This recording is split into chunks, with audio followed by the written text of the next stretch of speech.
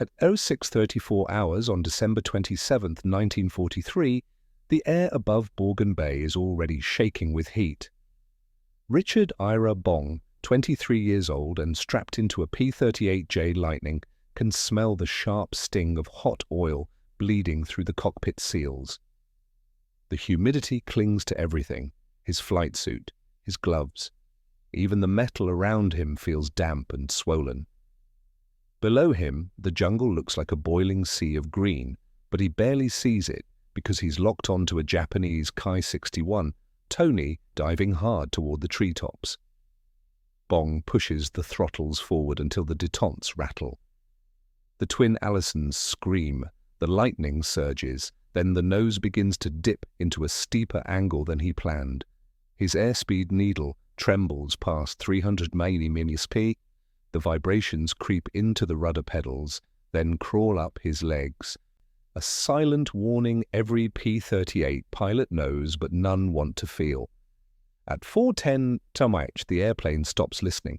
The yoke turns stiff, not gradually, not politely, just goes dead, like it's encased in concrete. Bong tries to pull back, but it's like grabbing a frozen pipe. He braces his boots against the floor and leans his full weight into the column. Nothing. The Lightning keeps dropping into the dive, nose heavy, its broad twin booms slicing deeper into compressibility. The slipstream outside howls like tearing canvas. The airframe shudders in short, angry bursts. His altimeter unwinds. 10,000 feet, 9,000, 8,000. He can feel the front end locking itself down, the tailplane stalling, the airflow refusing to obey any human command. Training manuals don't describe this feeling. They phrase it gently. Elevator effectiveness may diminish at high speeds. But out here, at this angle, with this weight of gravity pinning him to the seat, it's not diminished, it's gone. The official doctrine never admits that the P-38 at certain speeds and certain dive angles becomes a runaway freight train, a metal bullet trapped inside a rigid pocket of air that thickens and hardens around the control surfaces. They call it compressibility. Pilots call it the point where you die. Bong grits his teeth, sweat stings his eyes.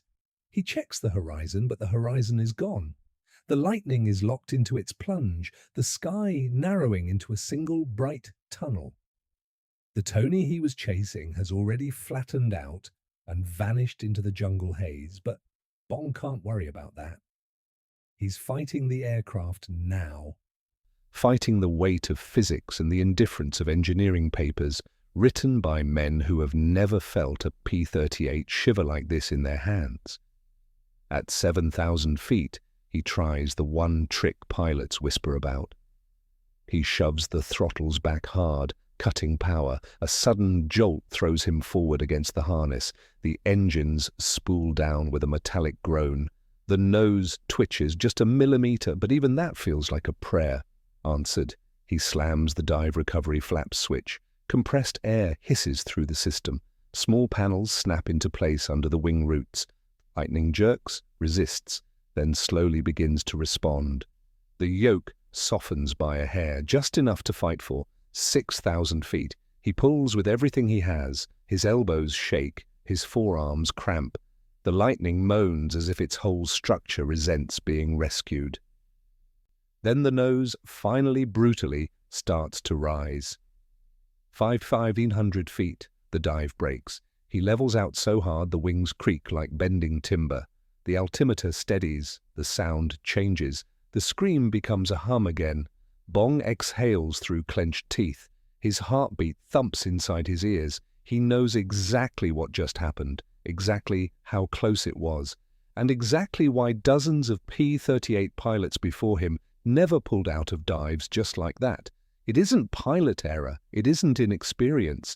It's a flaw baked into the very bones of the Lightning, ignored by headquarters, dismissed by engineers, and plastered over in thick, polite language in every official manual.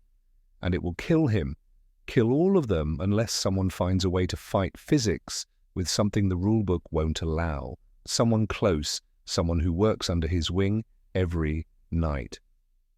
Someone who refuses to accept that, within specifications, is good enough for men who have to fly into death every single morning. The engineers back in Burbank insist the numbers are correct. They insist the airflow charts tell the truth. They insist the manuals, stamped and approved and distributed in tidy 3-ring binders, reflect the aircraft's designed operating envelope. On paper, the P-38 Lightning is a masterpiece, a twin-engine, counter-rotating, turbocharged strike fighter capable of high-altitude interception and brutal diving attacks. The drawings show elegant airfoil curves, smooth acceleration arcs, a centerline battery of 4 50-caliber machine guns and a 20mm cannon tucked neatly into the nose. But the problem that nearly killed Richard Bong above Borgan Bay is nowhere in those papers.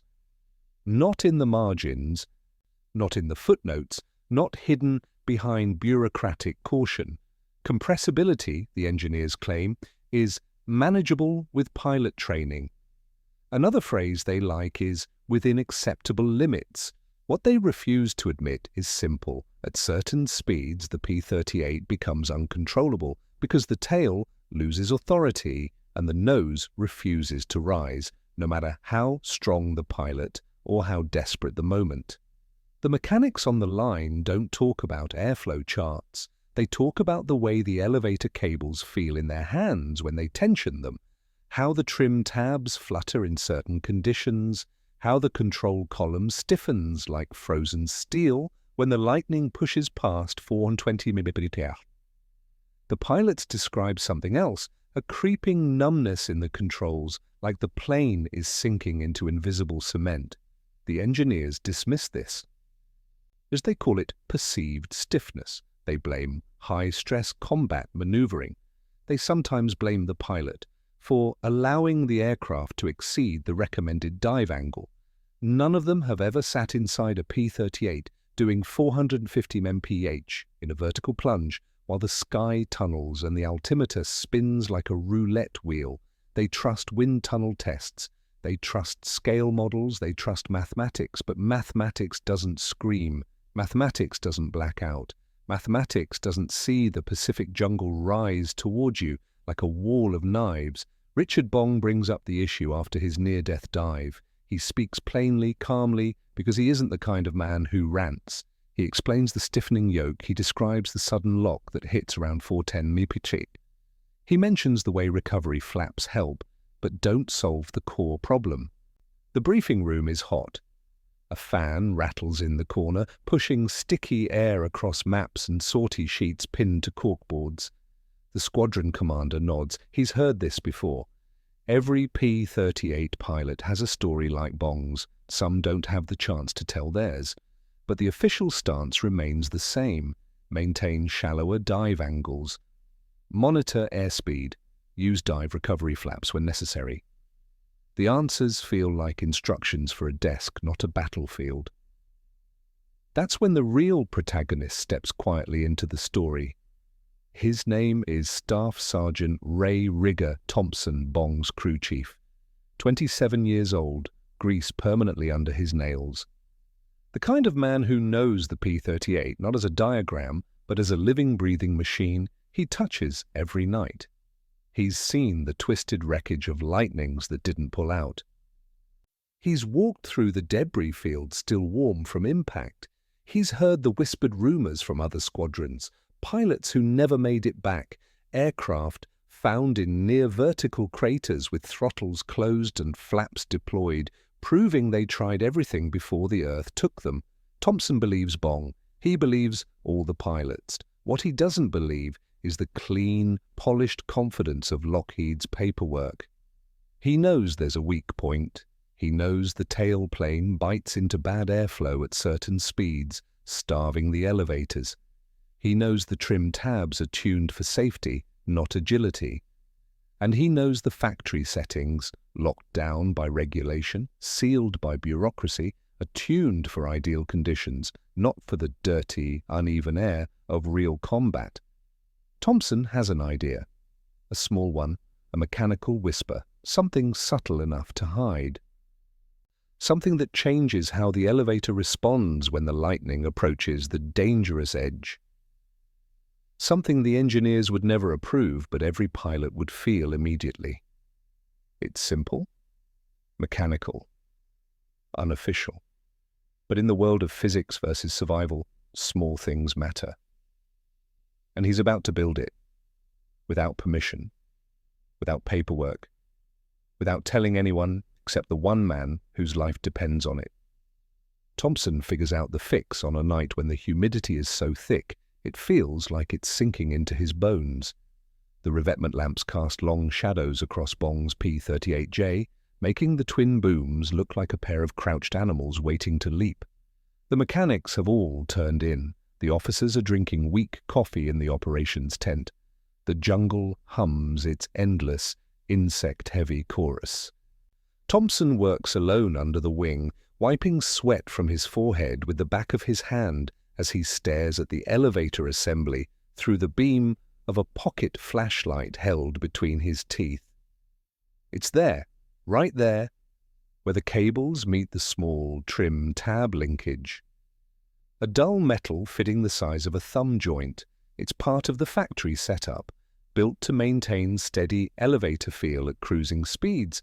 But at high speeds, during a dive, this tiny piece of hardware becomes a stubborn anchor. It resists the pilot's attempt to pull out, not completely, not dramatically, just enough to slow response, just enough to turn a near miss into a fatal impact. The engineers designed it to smooth controls. Out here, it kills men. Thompson takes out a piece of thin steel wire from his pocket, 6 inches long. Scavenged from a crate of damaged spare parts earlier that day. It's not aircraft grade, it's not approved, it's not even something he's supposed to have in his toolkit, but it is strong enough, flexible enough, and most importantly, forgiving enough to add the precise micro-tension change he needs. He threads it through the linkage housing, using his flashlight beam to guide his hands. His fingers shake, not from fear, but from the knowledge of what he's doing. Each motion is illegal, unauthorized, a violation of maintenance regs printed in red ink. If the brass finds out, he'll be grounded, busted, maybe court-martialed. But Thompson has already seen too many men die, with their throttles closed, pulling hard, praying for the nose to rise.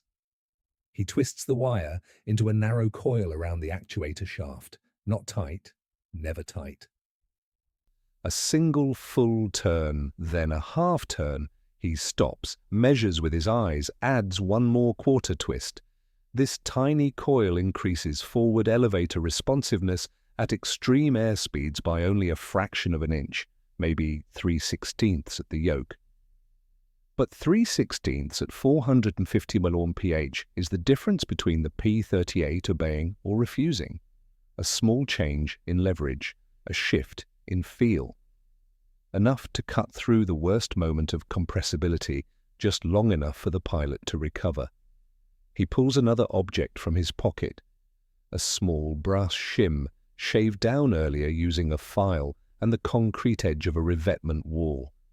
It looks like garbage, a scrap, but he slides it behind the trim tab bracket, giving the tab a slightly more aggressive angle during high-speed airflow. A degree or two, nothing more. No one will ever see it unless they disassemble the entire tail unit, but the pilot will feel it, and the airplane will respond. Thompson steps back, breath shaky. His shirt clings to his chest. He wipes his hands on a rag, smearing grease into the fabric. He knows what he has done. He knows the risk. He knows the quiet rebellion he has just committed against engineers, manuals, and the tidy world of specifications. But he also knows this: the P-38 is killing the men who fly it, and he is not going to stand on the tarmac polishing a coffin with official procedure stamped on the lid. He runs his hand along the underside of the elevator, feeling the cool, damp metal. This plane has brought Bong home more times than he can count.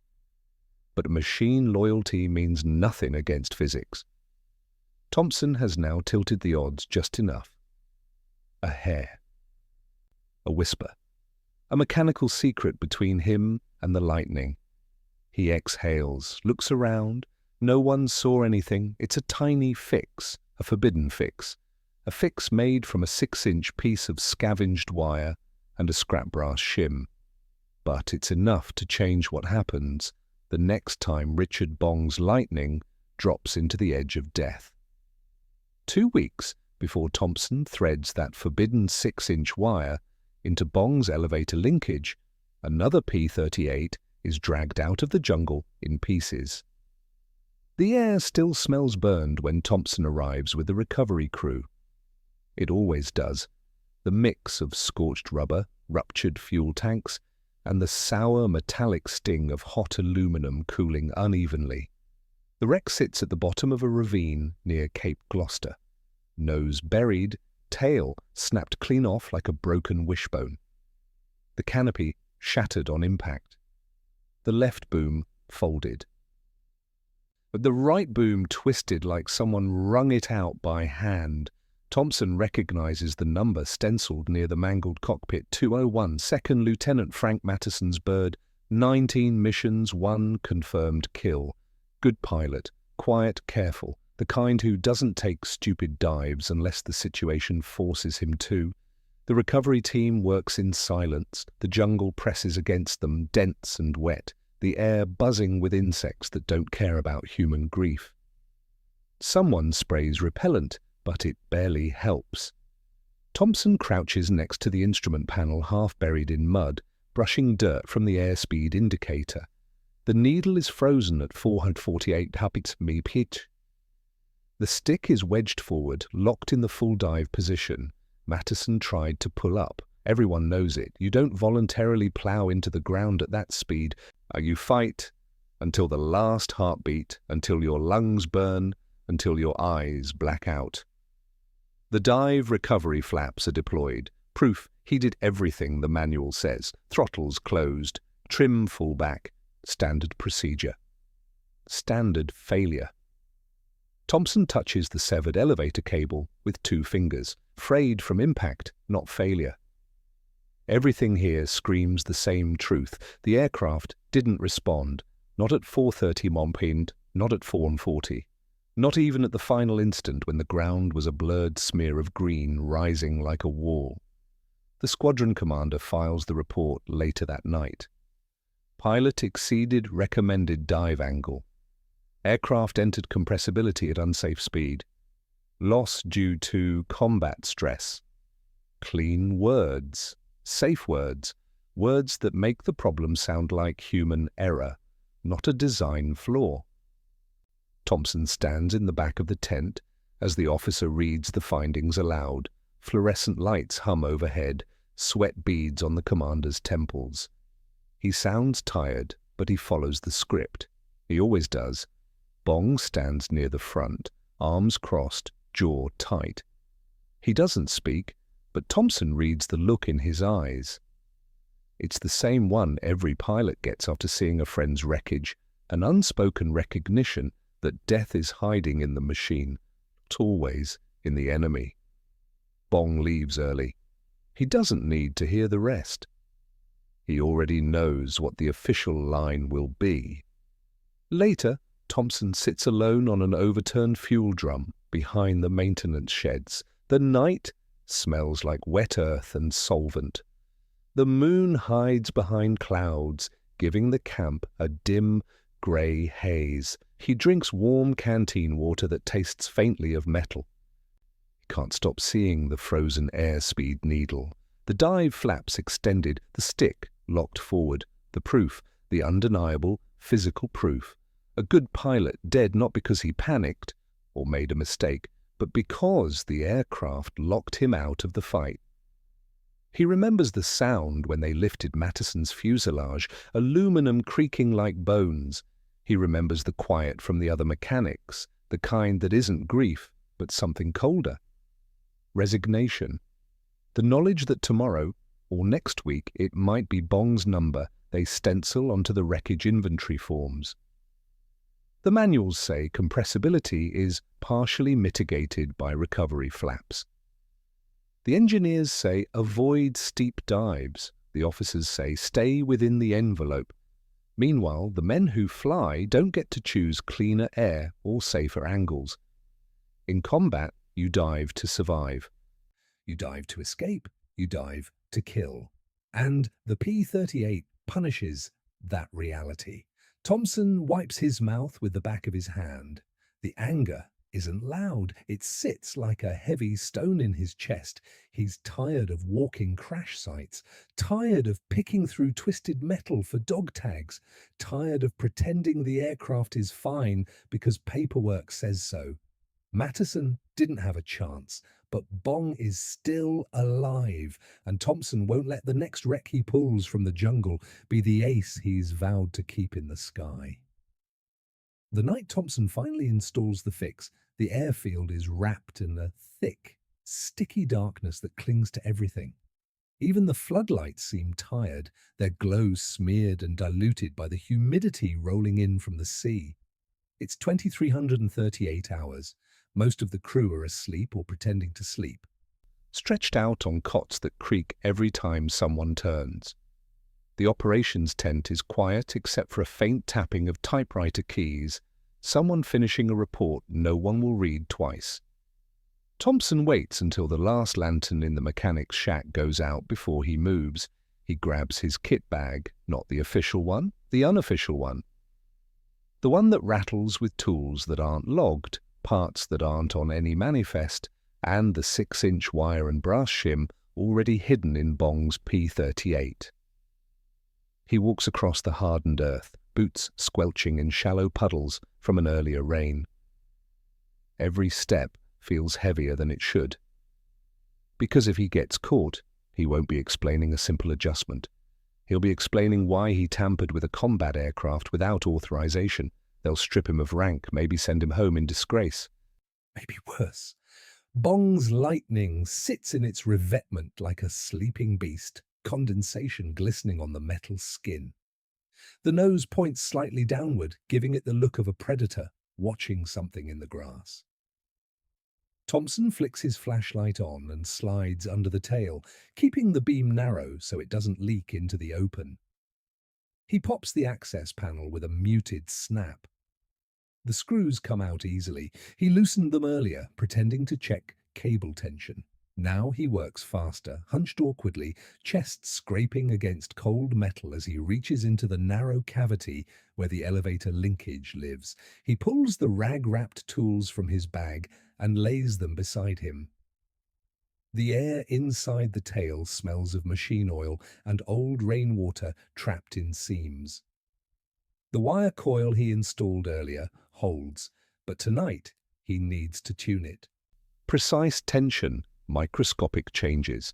He pulls a small pair of needle-nose pliers from the kit, wiping grease off the jaws with his sleeve. The metal feels icy despite the heat of the night. He grips the wire gently and turns it 1/24th of a rotation, then another. He tests the movement of the linkage with his fingertips, feeling the new resistance. Not too tight, not too loose. The perfect balance that gives the elevator just enough authority to bite through the worst moment of compressibility.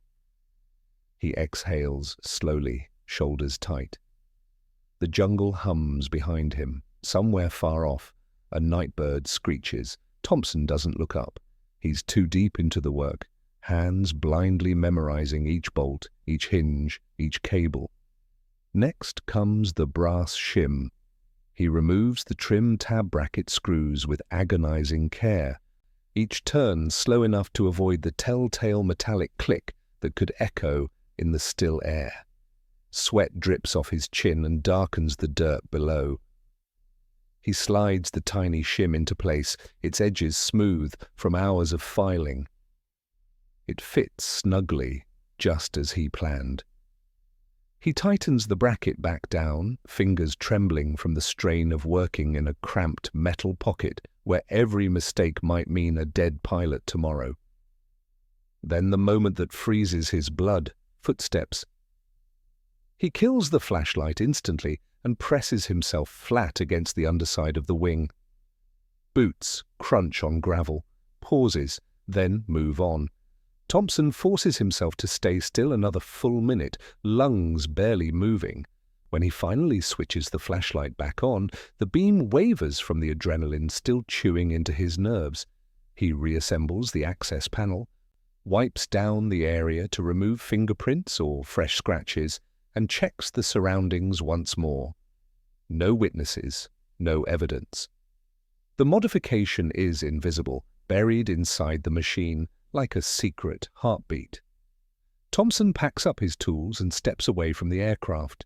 It looks the same, clean, regulation, by the book. But it isn't the same anymore. It's a different weapon now, a sharper one, a deadlier one, a machine that might listen when gravity tries to rip it into the earth. He places a hand on the cold wing root. "Bring him home," he whispers. Then he disappears into the dark before the sun can expose anything he has done.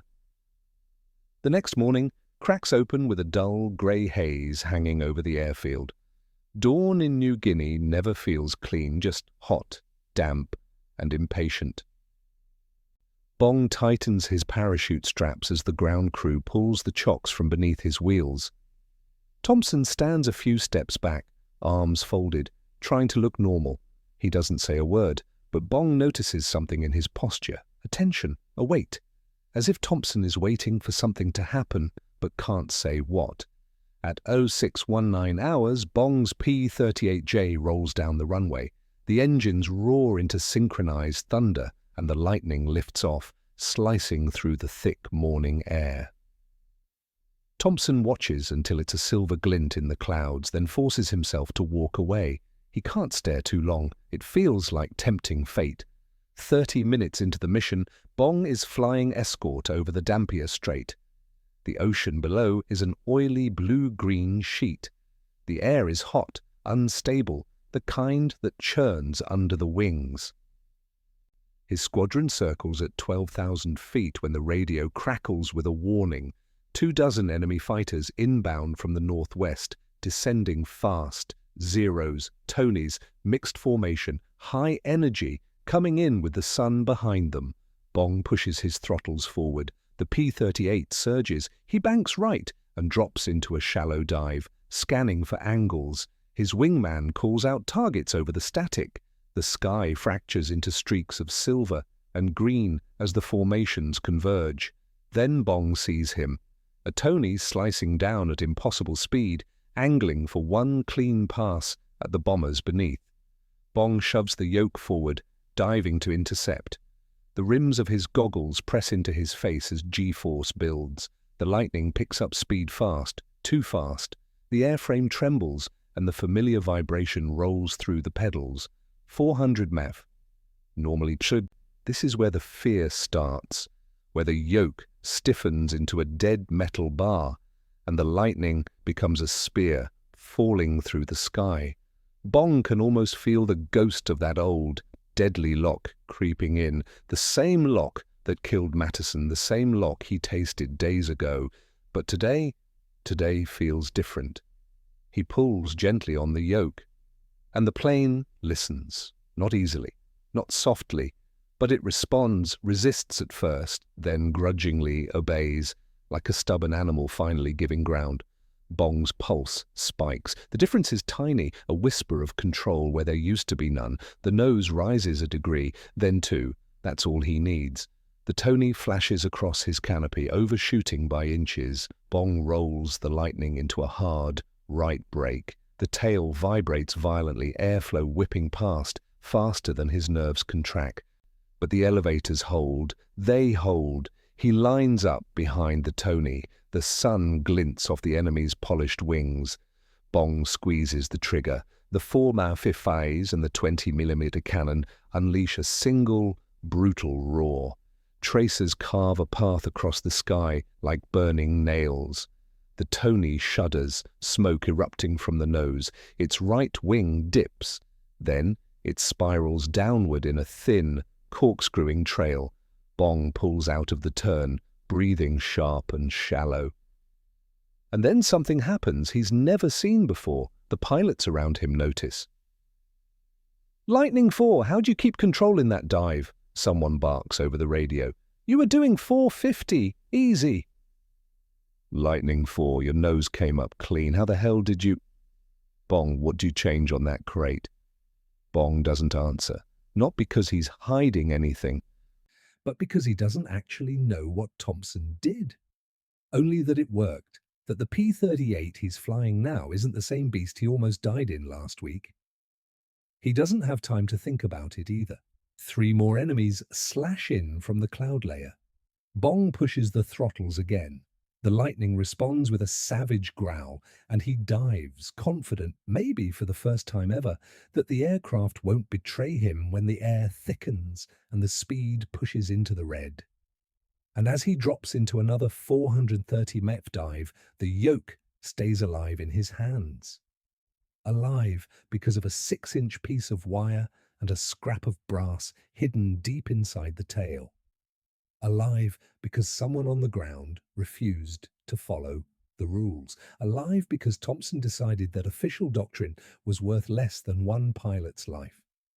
The battlefield doesn't know it yet, but something has changed. P-38 176 is no longer fighting physics alone. Word spreads the way it always does in war.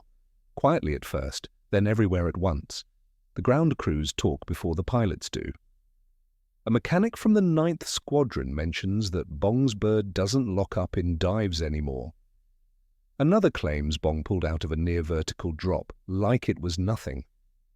Within 48 hours, half the airfield is whispering that someone in the 49th Fighter Group has cracked the compressibility curse. Officially, no one knows anything. Unofficially, everyone wants to look under Bong's tail. The numbers begin shifting before anyone has time to grasp why. Over the next 10 days, the P-38 combat loss rate during diving engagements drops from 5 aircraft loss per week to 2, then 1. And the missions start to look different too.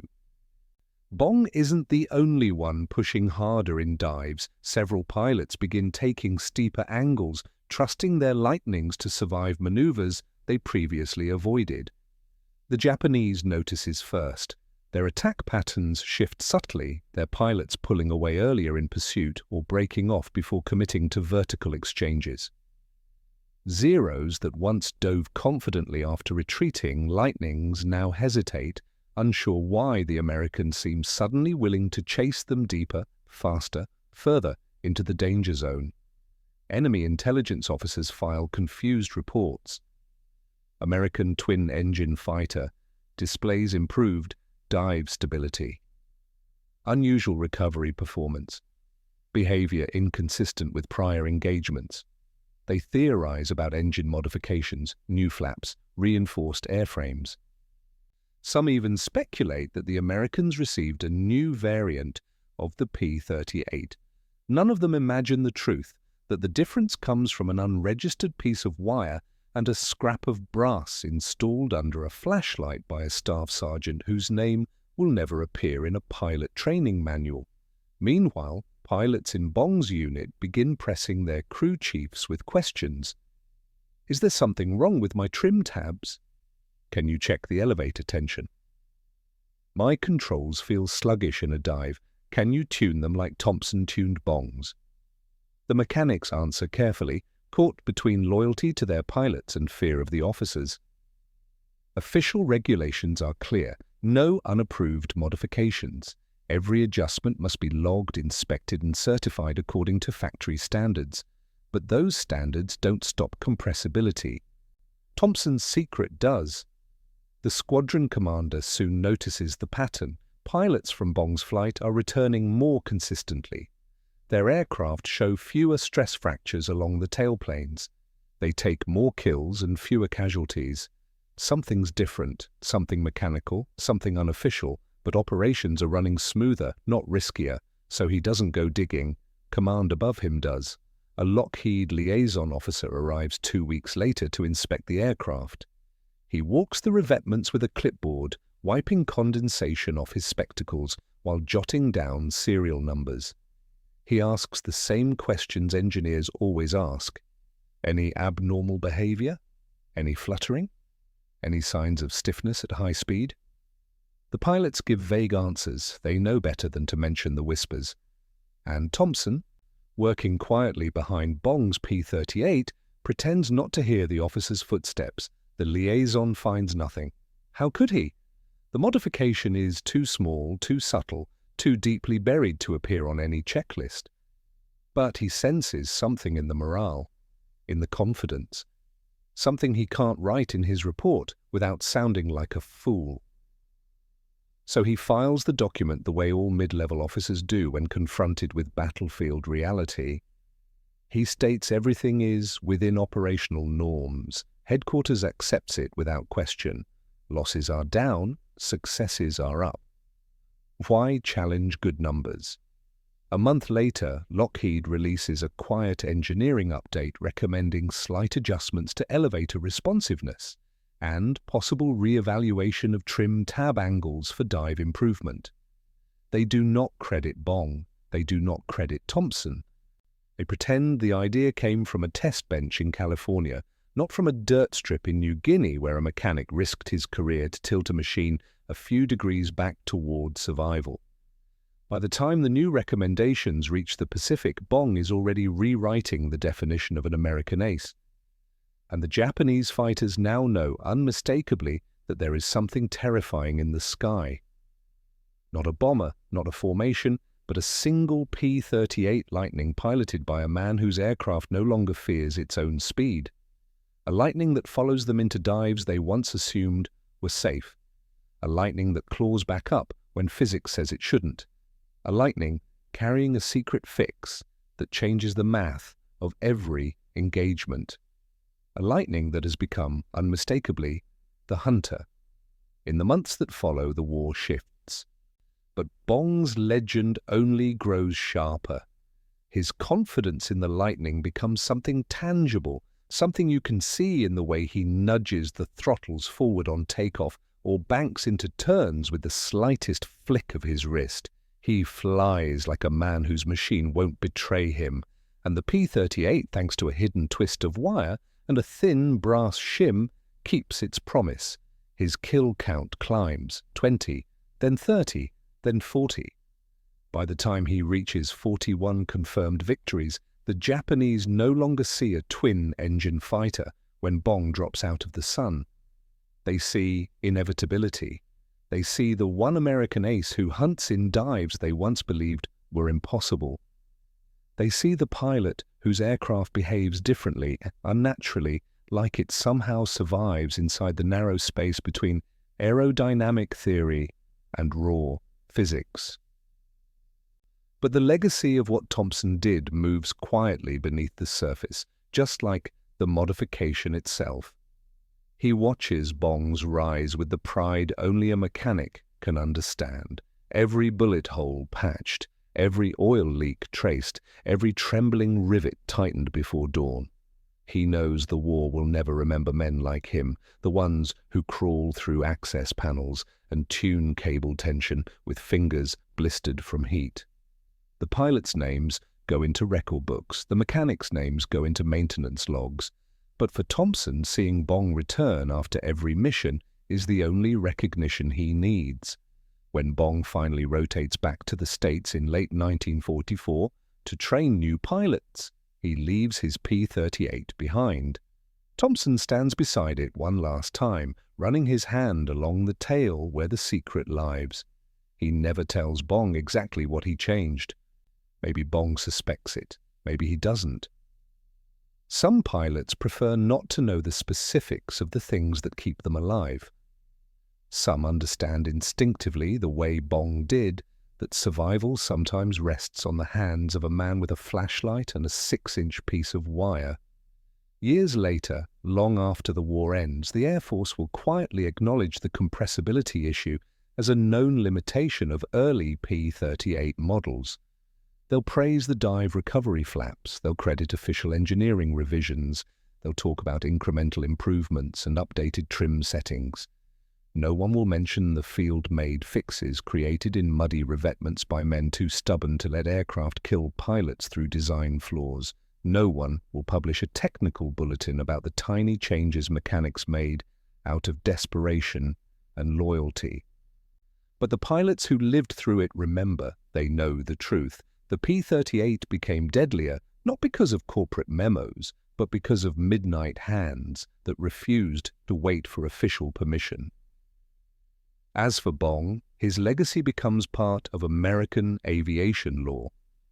His 40 victories in the Pacific remain unmatched by any US fighter pilot. To the Japanese pilots who survived air battles against him, he becomes the terrifying exception, the ace who dove harder, climbed faster, and refused to obey the aerodynamic limits that trapped everyone else. They fear him more than any bomber group or formation because bombers follow doctrine. Bombers are predictable. Bong is not. He lives on the edge of the envelope where air compresses, machines stiffen, and only the ones with instinct and impossible luck come back.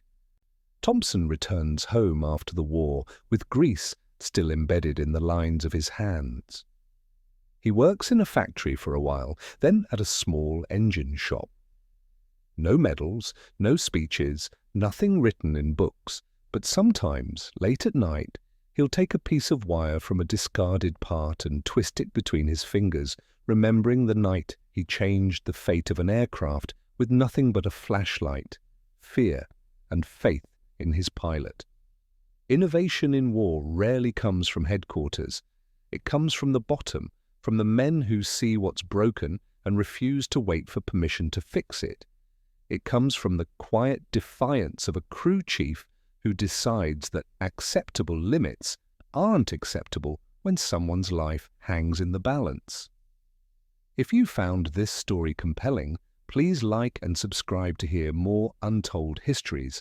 And before you go, drop a comment below and tell us where in the world you're watching from.